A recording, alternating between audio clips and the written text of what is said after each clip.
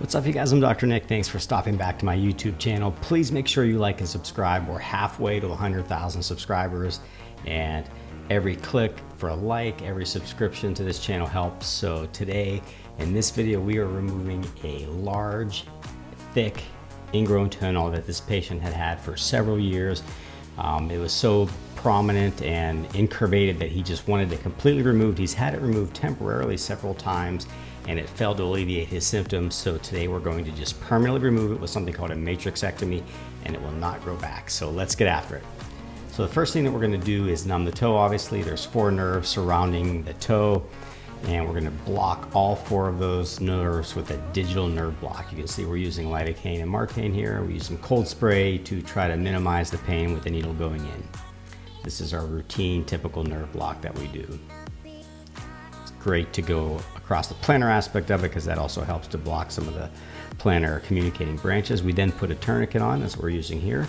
This slows down the bleeding so that we can work better without any bleeding, and also to get the phenol to go in to stop the nail from growing back. So now we're freeing up the nail plate with a freer elevator that just kind of loosens the nail from the underlying nail bed so that we can remove the toenail easily without tearing any of the underlying nail bed or soft tissue structures. Because remember, right under the nail bed is the distal phalanx, which is the bone to the great toe.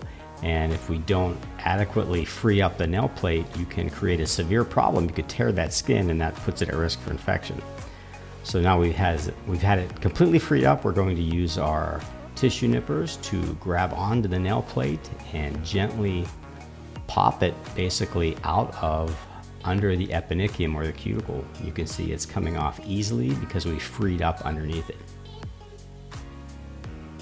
And then in this particular patient, this is where he was getting most of his pain. You can see there's a small spicule or a piece of nail that was growing and is actually stuck in there. So we're trying to get it out. We're going to use a curette now to free that up, and I'm just palpating with that curette, and I'm confident that there is a piece of nail in there.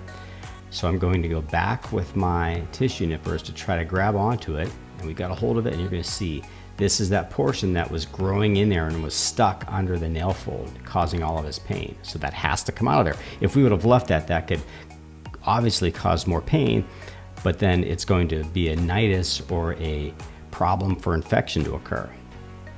And now we're putting in the phenol, and this creates a burn to the underlying nail matrix or the cells that grow the toenail. And the importance of this is it stops it from growing back. And you want to be careful with the phenol. You can see I got a little bit on the skin. We want to wipe that off because anywhere this phenol goes can create a burn. So you want to make sure you're not getting it on the healthy skin. And we're going to do 3 applications of this. If you've watched any of my other videos, you know it's important. We talk about doing 3 applications, and that's going to minimize the reoccurrence of those cells that grow the toenail. So my assistant is handing me off more of these applicators, and we're getting under the cuticle or what we call the eponychium to make sure we're getting all of those cells. You can see it kind of turns brown. That's just the phenol reacting with the bleeding. And if you notice, one of the things that you want to do is apply that phenol to the deep nail folds in those borders, because that's where those spicules can occur. A spicule is just a reoccurrence of toenail. And if you don't get into those grooves deep underneath that cuticle area, sometimes those nails can grow back, or some of the cells will be left and they'll form toenail, and that toenail will grow out and form what we call a nail spicule, and that can become very painful.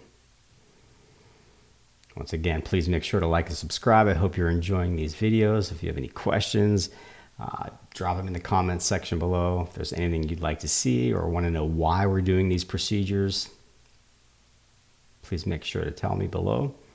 So we're almost done. This is our 3rd application, and then after this we will apply a triple antibiotic ointment and a non-adherent gauze, wrap up the toe, and that'll stay in place for 24 hours, at which point the patient will start soaking it.